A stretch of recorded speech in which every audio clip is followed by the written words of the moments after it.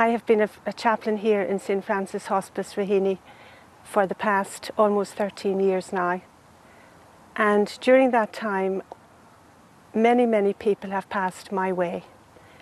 Here in the inpatient unit, part of the daycare service, and when I visited people in their own homes. So I suppose one of the things that I feel is that I have been very privileged and very humbled by my life as a chaplain. I've been privileged to be with people at a difficult time in their lives, at a time when they've told me that they are afraid to die, at a time when they've told me that they're afraid of God, at a time when perhaps a young mother has said, "Why me?" At a time when people are happy to die. As one woman said to me, "Why would I be afraid to die if the one that has loved me all my life, that I am going to meet them?" I have been with people when they cried because they were sad and lonely at having to leave their loved ones behind. So all in all, it is very privileged and very special. I've experienced life and I've experienced death, tears and laughter, great fun, because at times the hospice is a place of great fun and great laughter. And people often say it's a place of great peace, and I have experienced it that way as well. I think hospice is about all human life, and I think we experience hospice as all human life here. And as a chaplain, as I said, I've been very privileged to be here. And I hope that I can say that I have brought comfort to people at a time as their death approaches.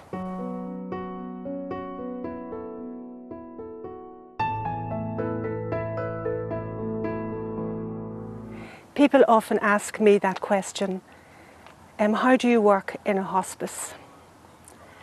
And as I said earlier, a hospice is what has been referred to as a resting place on a journey.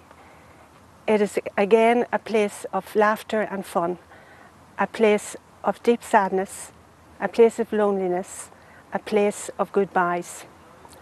And for that reason, I think it brings us many challenges as to how we deal with it and how we cope with it on a day-to-day basis.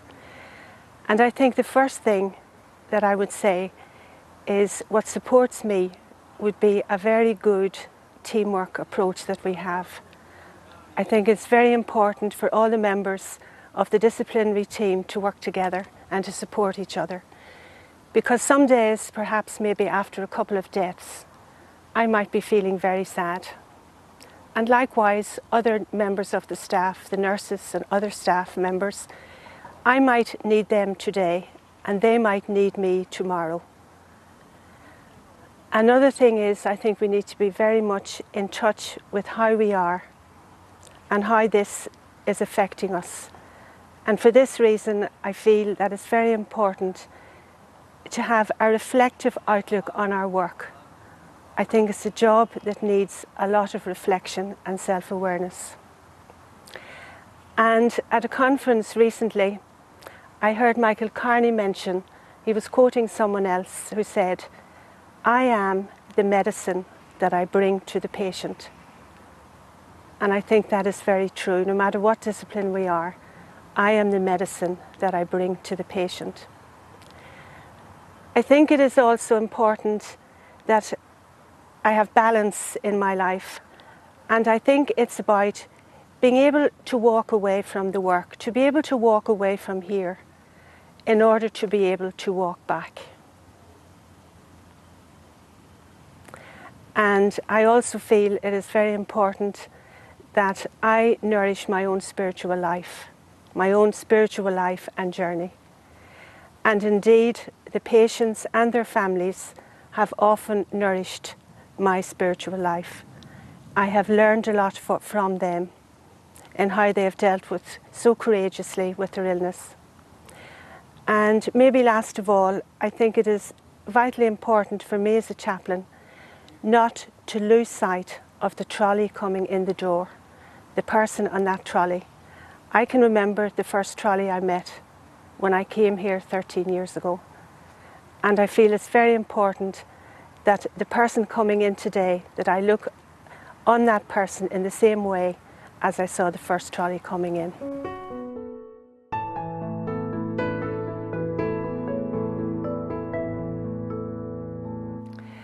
I feel faith is a very personal thing, and I also feel death, when it comes to death, that it is also a very personal thing and a very personal journey. And I have met people who have absolutely no doubt in the loving and in the closeness of a God who has loved them during their lives. People who have been very faithful and who have served God. And as one woman said to me, if heaven is like this, why would I be afraid to go there?